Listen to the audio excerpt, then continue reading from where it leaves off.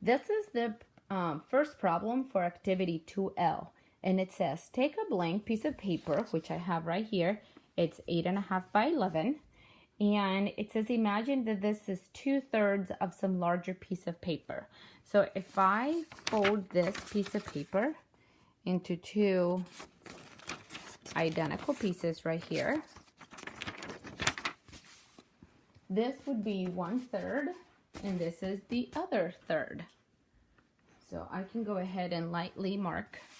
This is 1/3, and this is 1/3. And the part that I don't have, the next part would be my third. That will make my entire piece. But one single piece of paper is 2/3. Then it says, fold the piece of paper to show 1/6. Well, what is the easy thing is that I can go ahead and fold this. Remember that I have 1/3 missing. So this took some thinking. And it says not to measure or to use a ruler. So this is kind of like a big estimate. So if you see, this line right here is where I had folded my paper in half.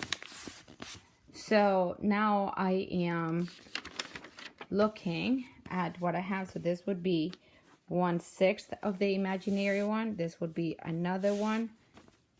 So this is another one, and this is another one. So altogether I have 1, 2, 3, 4. Remember, I have a third missing, so that will be 5 and 6. So that gives me, when I fold it all together,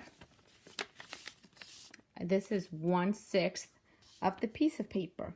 Okay, so this is what I was asking you to do. So now let's see what I do with the work on the paper, on the activity sheet, for solving the actual part of the question that says, in solving this problem, how does 2/3 appear as an equivalent fraction?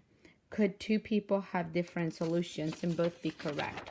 So I guess you could have folded it this way, where but let's see if that comes up with the same. Remember, that would have given me, this would have been 1/6, this would have been another 1/6. Together they would have been 1/3. This would have been another 1/6. This would have been another 1/6. Together they would have been 1/3. And then the missing part that I don't have, that would have also divided in half, would have been another 1/6 and another 1/6. So we could have different answers, but we're still kind of working with the same. I guess if you look at how big this little section is and this little section is, maybe these two together are equivalent to this. So the size of the parts are the same. They're just kind of like laid out differently. Area-wise, they're going to be the same. Design, they're probably going to be different.